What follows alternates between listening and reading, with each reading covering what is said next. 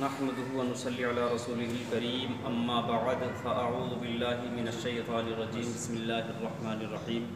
درود پاک پڑھیے. اللہم صلی علی سیدنا محمد مبارک وسلم صلو علیہ الصلاۃ والسلام علیک یا رسول اللہ صلی اللہ علیہ وسلم.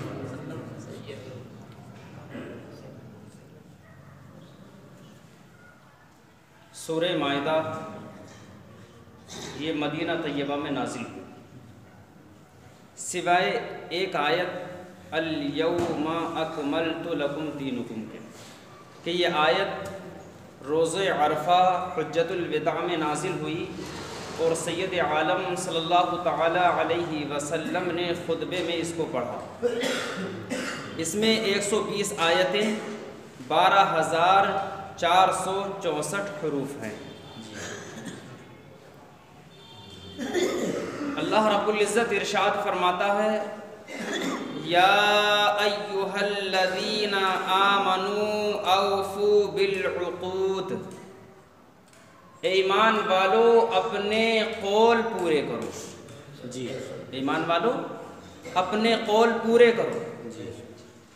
عقود کے معنی میں مفسرین اکرام کے چند قول ہیں.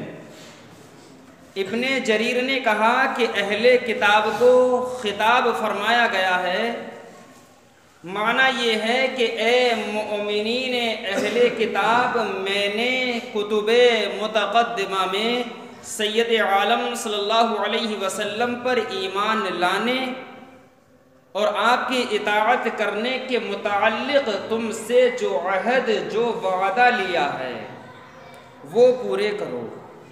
بعض مفسرین کا قول ہے کہ خطاب مؤمنین سے ہے کہ انہیں عقود کے وفا کرنے کا حکم دیا گیا. حضرت ابن عباس رضی اللہ تعالی عنہما نے فرمایا کہ ان عقود سے مراد ایمان اور وہ عہد ہیں جو حلال و حرام کے متعلق قرآن مقدس میں بیان کیے گئے. اور بعض مفسرین اکرام کا قول ہے کہ اس میں مؤمنین کے باہمی معاہدے مراد ہیں، جو مومنین آپس میں ایک دوسرے سے عہد کرتے ہیں وہ مراد ہے.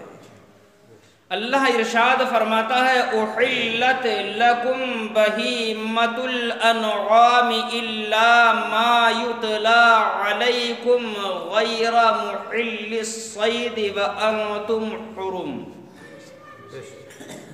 کہ تمہارے لیے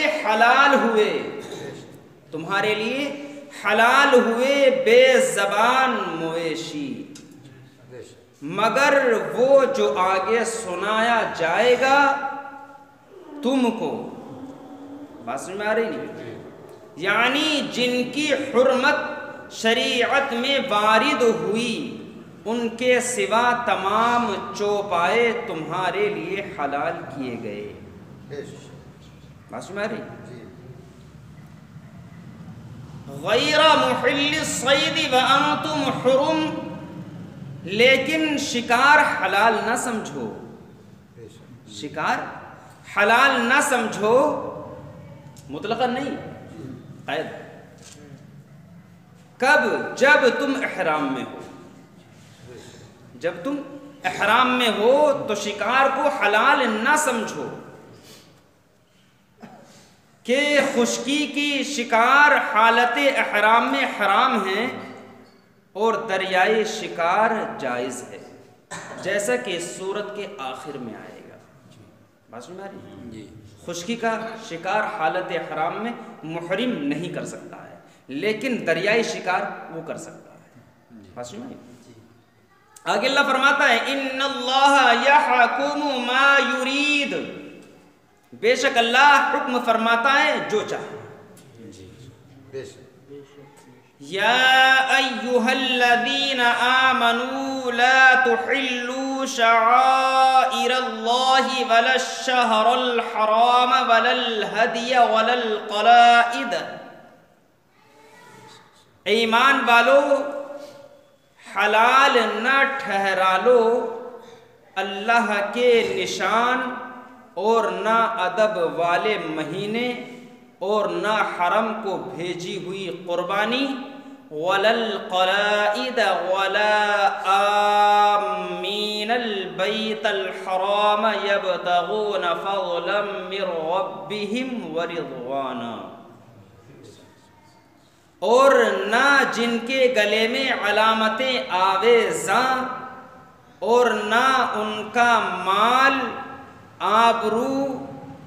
و آبرو جو عزت والے گھر کا قصد کر کے آئے، اپنے رب کا فضل اور اس کی خوشی چاہتے۔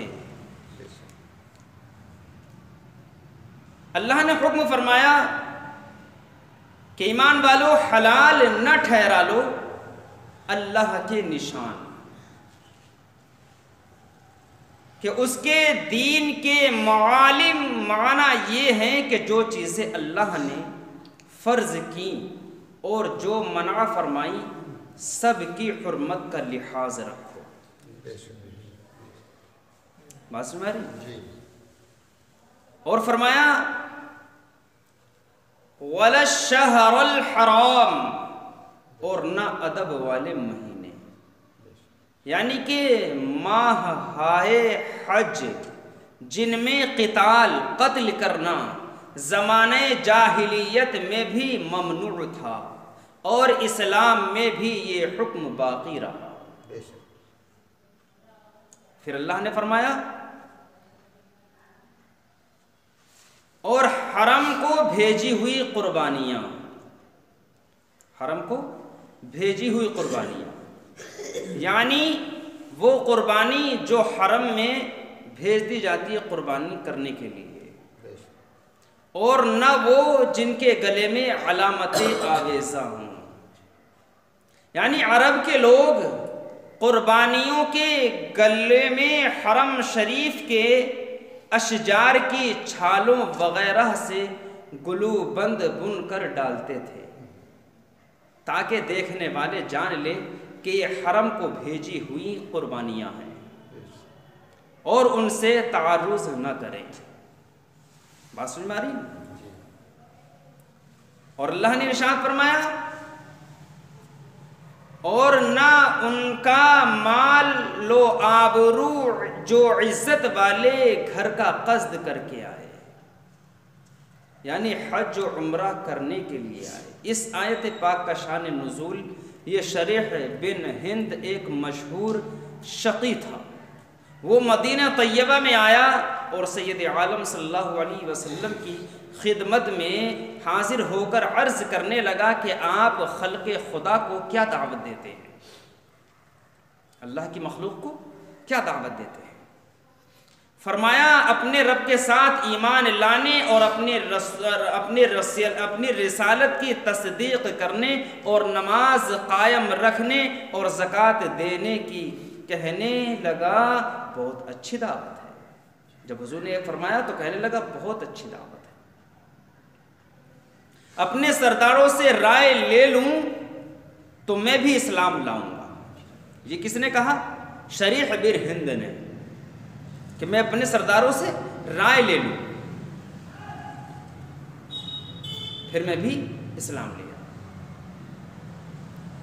یہ کہہ کر چلا گیا۔ حضور صلی اللہ علیہ وسلم نے اس کے آنے سے پہلے ہی اپنے اصحاب کو خبر دے دی تھی کہ قبیلے ربیعہ کا ایک شخص آنے والا ہے جو شیطانی زبان بولے گا، اور اس کے چلے جانے کے بعد حضور نے فرمایا کہ کافر کا چہرہ لے کر آیا اور غادر اور بد عہد کی طرح پیٹ پھیر کر گیا، یہ اسلام لانے والا نہیں ہے۔ چنانچہ اس نے غدر کیا اور مدینہ منورہ سے نکلتے ہوئے وہاں کے مویشی اور اموال لے گیا۔ اگلے سال یمامہ کے حاجیوں کے ساتھ تجارت کا کثیر سامان، بہت زیادہ سامان لے کر بارادہ حج کے ارادے سے نکلا۔ سید عالم صلی اللہ علیہ وسلم نے اپنے اصحاب کے ساتھ تشریف لے جا رہے تھے، راہ میں صحابہ نے شریح کو دیکھ لیا اور چاہا کہ مویشی اس سے واپس لے لیں، تو رسول کریم صلی اللہ علیہ وسلم نے منع فرمایا، اس پر یہ آیت کریمہ نازل ہوئی اور حکم دیا گیا کہ جس کی ایسی شان ہو اس سے تعارض نہیں چاہیے۔ یعنی کہ جو ارادہ حج سے اپنے گھر سے نکلا حج کرنے کے لیے، تو پھر اس کے مال و آبرو جو عزت والے گھر کا قصد کر کے آئے، اس کے ساتھ بد عہدی اور غلط نہیں۔